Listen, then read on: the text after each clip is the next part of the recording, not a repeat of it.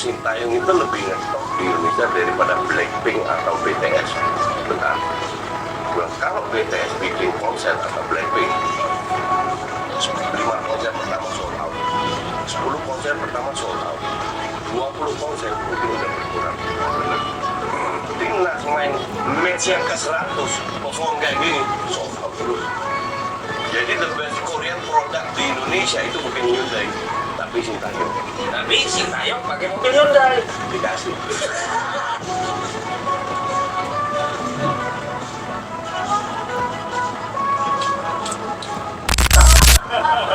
제가 좀 인도네시아에서 사실은 조금 알았어요.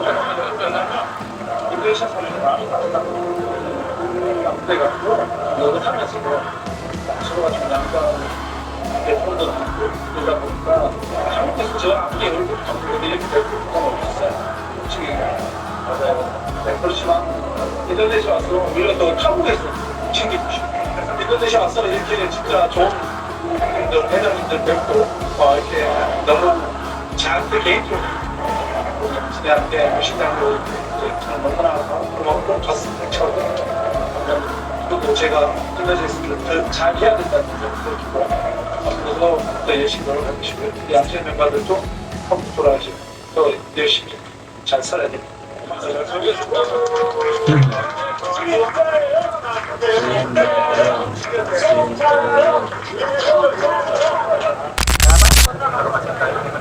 Kita sudah memberikan final kontrak kepada Coach Sintayong hampir 2 minggu yang lalu. Tetapi tentu hari ini kan Coach Sintayong sedang beristirahat.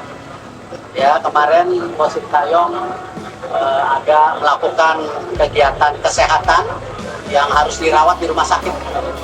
Ya, jadi kita masih menunggu recovery Coach Sintayong sehingga tanggal 27 Juni juga ketika kita penarikan tentu undian untuk kejuaraan kualifikasi dunia round 3, Coach Sintayong tidak mendampingi saya. Jadi nanti saya pergi sendiri. Ya, karena beliau masih dalam recovery perawatan. Jadi untuk kontrak kita tunggu ya, masa saya ngejar-ngejar kontrak orang lagi perawatan gitu. Ya, kalau kami sudah memberikan kontrak finalnya kan. Saya nonton podcastnya Coach Justin yang kedua bersama Deddy Corbuzier sama apa yang juga sangat menghibur, sangat betul seru podcastnya, dan situ emang Justin mengungkapkan bahwa Sintayong itu memiliki hype yang besar terhadap masyarakat Indonesia, sampai membandingkan K-pop dengan Sintayong, bahwasanya mungkin kalau BTS Blackpink, MV1 ataupun apa gitu ya, konser Indonesia 2 kali, 5 kali itu pasti yang di atas 5 kali tidak akan habis tiketnya. Tapi timnas main 100 kali dengan penampilan seperti ini pasti akan tetap habis. Artinya emang Sintayong memiliki magnet besar terhadap masyarakat Indonesia.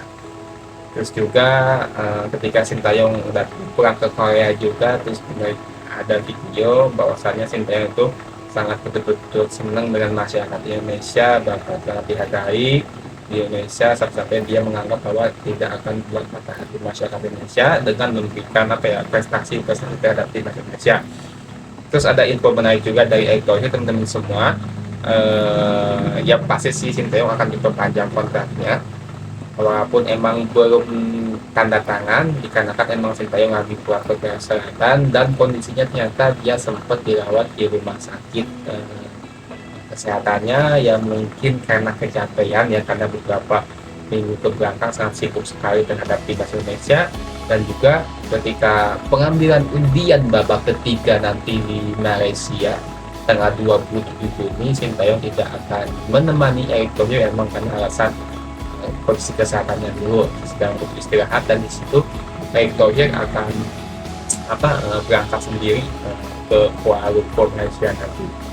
Ini sih menjadi nilai positif, banyak beredar bahwa Sintayong belum tanda tangan kontrak dikarenakan sudah dapat tawaran untuk menangani timnas Korea Selatan. Itu juga gak tahu kita dari mana, tapi yang pasti emang karena prestasi Sintayong bersama timnas Indonesia pasti menjadi daya tarik negara-negara lain untuk membayarnya, itu masuk akal sekali. Dan ya kita berharap lah Sintayong tetap bersama dengan kita sampai tahun 2027. Ya harapannya kalau sampai masuk Piala Dunia, gila sih, gak bisa dibayangkan gimana gilanya.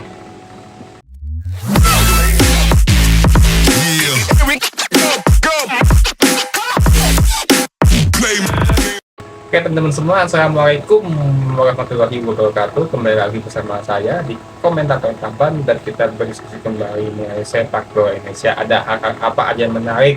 Sedikit info bahwa di Piala AFF kemarin timnas Indonesia akhirnya memenangkan laga perdananya ketika melawan Singapura di laga pembuka dengan skor 3-0.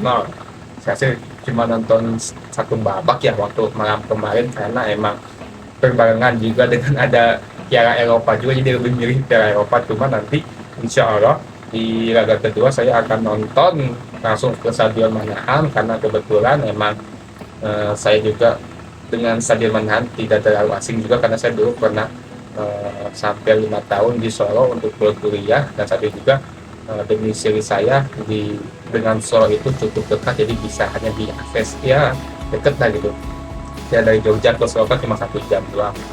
Jadi insya Allah nanti nonton di sana dan kita mungkin akan merekam momen-momen timnas U16. Sedikit just info ya. Kita ke video berikutnya nih, ada apa nih ya?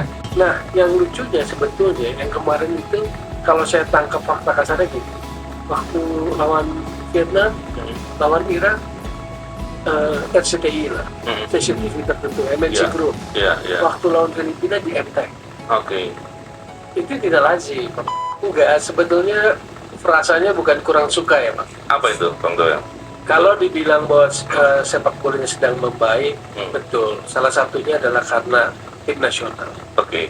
Kalau dalam sebuah etalase memang tim nasional kan ada di depan. Etalase sepak bola. Oke. Orang akan lihat tim nasional sama kompetisi, tapi utamanya tim nasional. Iya. Dan itu membaik. Itu betul. Hype masyarakat luar biasa. Januari itu PSSI mengikat kontrak hak siar dengan MTEK. Oh, harusnya 2024 berarti MTEK. Iya. Januari itu 2024 Iya, Oke. jadi 2024 itu kontrak hak siarnya dengan MTEK. Kalau 2023 dengan MNC. Oh, iya. Nah, tapi kan itu kan ada ketidaklaziman. Itu tiket mahal. Penonton protes gitu kan, kenapa mahal. Iya. Nah, belakangan saya dapat benang merah ya. Jadi PSSI, dugaan saya menaikkan harga tiket supaya dapat revenue. Kenapa? Karena di hak siarnya ada masalah. Kalau dugaan saya. Iya. Karena ada dua pihak yang sama-sama menyiarkan event yang sama. Sampai Novel Baswedan yang selalu bahas politik ya tentu sebab mengundang Bung Toel membahas sepak bola. Artinya di sini Bung Toel memiliki daya magnet yang sangat kuat terhadap konten-konten kreator, termasuk mungkin podcaster, YouTuber dan sebagainya. Sampai Novel Baswedan mengundang, tapi ya itu gak apa-apa, itu kan hak mereka juga. Apa yang disampaikan oleh Bung Toel, mungkin teman-teman semua, saya pribadi jujur saya belum menonton podcastnya secara lengkap ya, kan saya juga baru nemu di cuplikannya aja. Cuma apa yang disampaikan oleh Bung Toel emang saya baru mikir, oh iya ya, terutama mengenai hak siarnya timnas di kualifikasi Piala Dunia ya, MNC sama MTEK ketika melawan Irak itu bersama MNC Group ataupun RCTI ketika melawan pemain Filipina bersama MTEK ataupun SCTP ya, video.com juga. Maksudnya saya baru ngeh ternyata, oh iya ya, apa mungkin ada masalah terkait hak siar, tidak ada kesepakatan yang pasti untuk kualifikasi di babak ketiga. Konon katanya akan disiapkan oleh MNC Group. Tapi bagi kita masyarakat sih bodo amat ya, yang penting disiarkan di TV mana aja sih ya, gak masalah juga mau di RCTI ataupun di SCTV ataupun Indosiar. Tapi emang masing-masing televisi memiliki kualitasnya tersendiri. Sepertinya emang lebih enak melihat nonton di RCTI sih ya, karena warnanya lebih soft, dan juga lebih tajam juga. Cuma kalau di MN di SCTV ataupun Indosiar itu warnanya saturasinya betul-betul sangat kuat sekali, dan juga penyampingannya. Terus juga kenapa tiket, mungkin berpendapat kenapa tiket itu dimahalkan, karena emang ada tentunya untuk mendapatkan uang, pasti itu kesempatan dan sedangkan hype-nya, dan juga karena mungkin ada masalah dengan taksiran. Cuma hal ini sudah pernah dijawab oleh si Arya Sinulinga bahwa ya tiket mahal emang untuk kebutuhan, karena kebutuhan timnas sangat luar biasa besar ya. Tapi ya sama-sama masuk akal sih, tapi sih pastinya bukan hanya karena itu aja sih, pasti ada hal-hal lain juga sih masuk akal sih ya. Mau klarifikasi terkait berita-berita yang muncul, video-video lama yang muncul yang digoreng-goreng, yang intinya adalah hoax dan fitnah. Ada yang bilang saya mafia, ada yang bilang saya suka nitip pemain di mana, di timnas. Kalau saya mafia, mobilnya Alfa. Kalau kipas saya di luar, mobilnya Alfa. Ya bolehlah fitnah mafia bola.